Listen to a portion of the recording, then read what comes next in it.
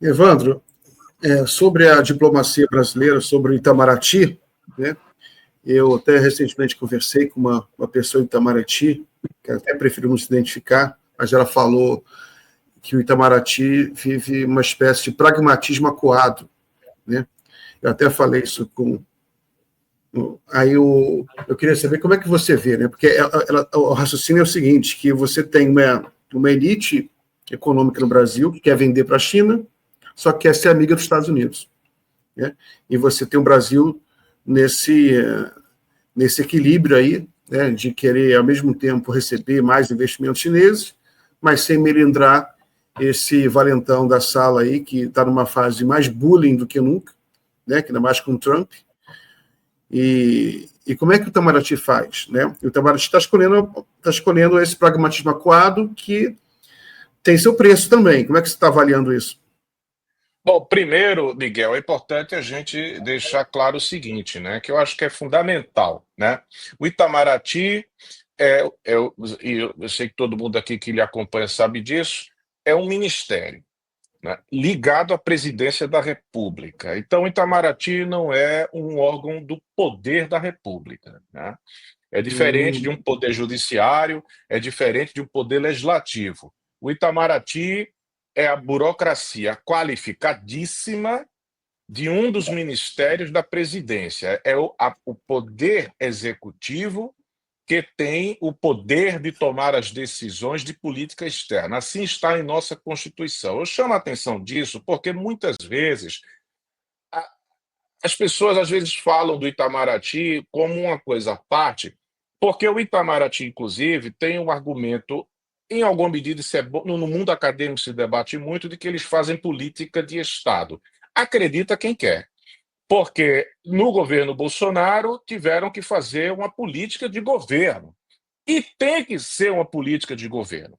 Quando se fala em política de Estado, é porque os presidentes da República firmam tratados internacionais que comprometem o Estado brasileiro, não o governo, né? Então, você pode mudar presidentes, alguns tratados estarão em vigor, e nesse sentido, o Itamaraty é muito importante porque adverte o presidente da vez sobre compromissos do Brasil, tem o cenário do que está acontecendo no mundo, né? A democracia tem esses custos, né? Os presidentes que entram muitas vezes não são pessoas que têm conhecimento de política externa, né? É um conhecimento muito baixo, né? Eu diria que é o caso do ex-presidente Bolsonaro. Aí, nesse ponto, é bom ter o Ministério das Relações Exteriores extremamente qualificado para isso. Bom, mas aí o que acontece? Se está dentro, eu gostei dessa expressão, né, um pragmatismo acuado, isso reflete a política externa do governo Lula, né? Se o presidente Lula diz que não, então tem alguma coisa errada aí. O Itamaraty não pode, eu sei que vocês sabem disso, decidir os rumos da política externa brasileira, né? Não pode. Se faz isso, está errado, né? Quem faz isso é o presidente, obviamente ouvindo os seus conselhos, o conselhão, o conselho, os seus ministros, né? Os quadros mais experientes do Itamaraty.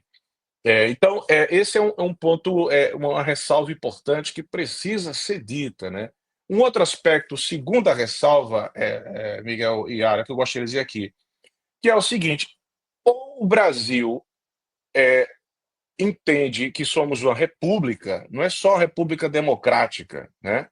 Mas uma república, né? Então é o seguinte: o Itamaraty não pode ser um órgão do Poder Executivo fechado para a sociedade brasileira, elitista, de difícil diálogo, que não aceita críticas, que não aceita sugestões do povo, né? Ou um comentário ou outro de um professor para depois pedir satisfação ou etc. É um órgão da República e tem que se acostumar com isso. Entendeu? Tem que estar aberto a realmente ouvir a população, ouvir críticas, porque, na verdade, é um órgão da burocracia, né? Então, esse é uma da burocracia qualificadíssima, né? Não são, veja, não são políticos, porque não foram eleitos para a política. É nesse sentido que não são políticos. são burocratas qualificados que devem entender de política, né? Porque o trabalho deles tem esse approach, mas nem todo mundo tem esse approach, né? Como um ex-ministro das Relações Exteriores do governo anterior do Bolsonaro, que era dos quadros do Itamaraty, né? E que de política não entendia nada, um desastre total para a política externa brasileira, né?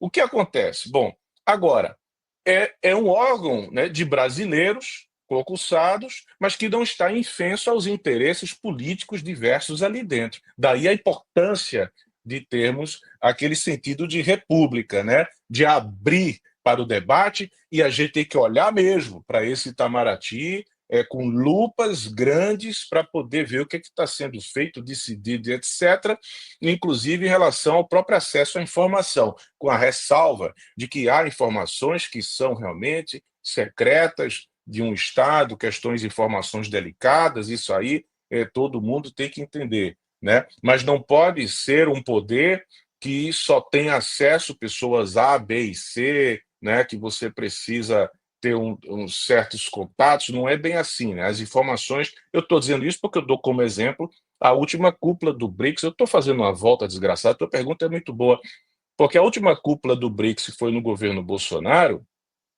era difícil ter informação sobre o que o Brasil ia fazer na cúpula, em termos de agenda, de reunião, porque o próprio governo boicotava, né? Então, é essa questão, não tinha um sentimento republicano, né? Então, se um professor pede uma informação, aquela informação, se não for secreta, tem que ser dada, tem que estar disponível, né? É um pesquisador.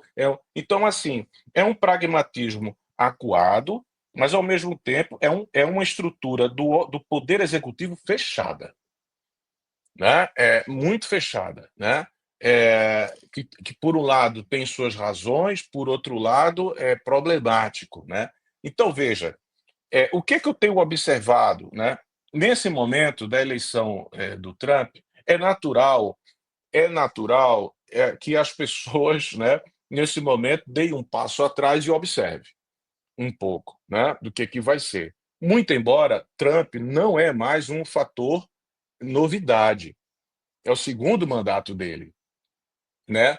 E a campanha dele para o segundo mandato, ele foi claríssimo como água cristalina o que queria fazer. Aliás, ele como presidente está fazendo, vamos dizer assim, ele intensificou ainda mais o que ele prometia, né? A gente nem imaginava que ele ia chegar a esse ponto de dizer: eu quero uma Riviera do Meio Oriente ali em Gaza, vou tomar conta de Gaza, vou sair do Conselho de Direitos Humanos, vou sair disso, sai, né? Não está só na retórica. Então, o Itamaraty, o governo brasileiro tem que prestar muita atenção nisso, né? Nessa situação. Agora, é importante, nesse momento, Miguel, que eu acho abrir a interlocução, né? O governo brasileiro, a presidência e o Itamaraty, o seu conselhão, com outros segmentos da sociedade brasileira, como jornalistas, professores, o que for, pessoas que têm essa abordagem, está atenta, né, que os empresários que têm relações internacionais, para entender quais serão os melhores caminhos. Para resumir, gente, me desculpe, mas é porque é tão bom essa conversa com vocês, mas veja, fez todo um envolvimento para o G20, né? Com essas medidas do Trump de cancelar 4 bilhões, né, do fundo climático, está botando o G20 assim no chão, né? A COP30 já está ameaçada, né? Os primeiros 2 anos, o Brasil não desenvolveu absolutamente nenhum tipo de estratégia de relacionamento construtivo, esse é o meu entendimento, com a China.